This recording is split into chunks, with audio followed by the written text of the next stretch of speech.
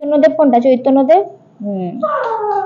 এক হাসছিল মা সরস্বতী, মা সরস্বতী পুজোতে গেছিলে? হ্যাঁ। তারপরে বিশ্বকর্মা কই? বিশ্বকর্মা। হুম। লাড্ডু। ঠিকমতো কথা বলতে পারে না সে, আলতো আলতো ভাবে কোনো করে নামটা হয়তো বলতে পারে, তাও ভালোভাবে না শুনলে বোঝার কোনো উপায় নেই।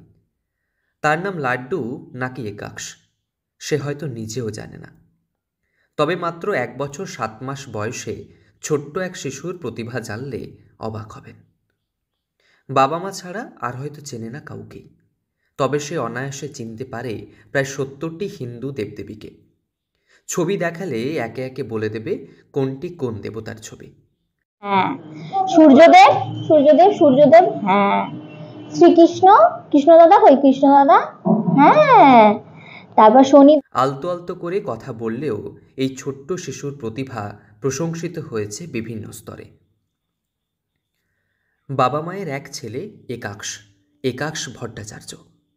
বাবা ভারতীয় বায়ুসেনাতে কর্মরত, মা সাধারণ গৃহবধূ।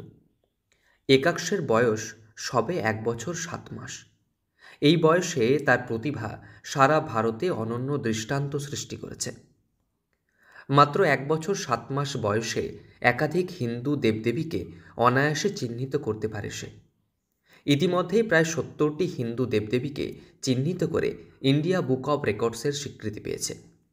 দেখে কেন বলছো শোনা? তারপর চন্দ্রদেব কই? চাঁদ আছে চন্দ্রদেব, চাঁদ আছে চন্দ্রদেবটা কই?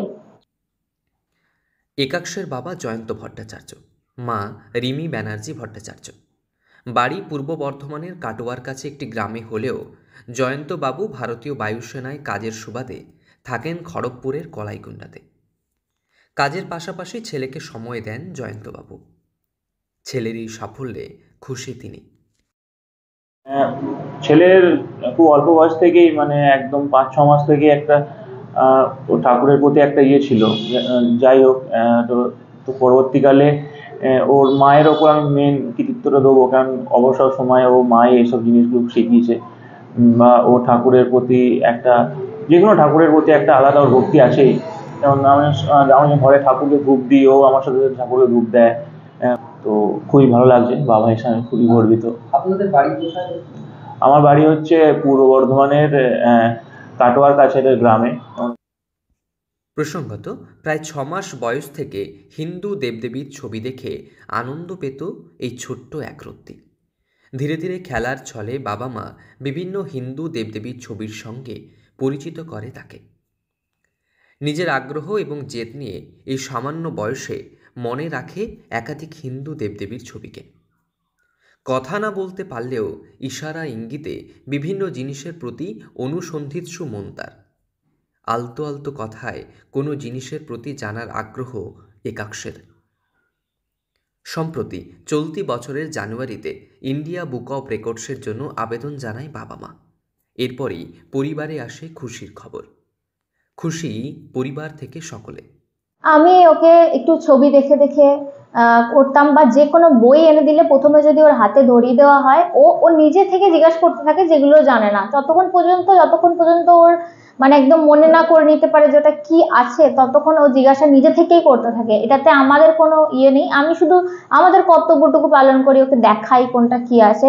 আমি চেষ্টা করি ও যেগুলো ভালোবাসে বা যেগুলো করতে সেগুলো মানে ইয়ে করতে। ও বই পেলে প্রচণ্ড খুশি হয়, ওকে কেউ যদি অ্যাজ এ গিফট একটা বই দেয় ও খুব খুশি হয়। ইচ্ছাতে এগুলো শিখেছে, আর ওর জানার খুব ইচ্ছা আছে। আমরা চাই এইভাবেই আস্তে আস্তে আস্তে তো ওর জ্ঞানের পরিধিটাকে অনেক বাড়াতে। নিজের এই প্রাপ্তি ও প্রতিভার সম্পর্কে নিজে না জানতে পারলেও তার এই সাফল্যে গর্বিত বাবা মা থেকে পরিবার, আত্মীয় স্বজন। পশ্চিম মেদিনীপুর থেকে রঞ্জন চন্দ্রের রিপোর্ট, লোকাল 18 বাংলা।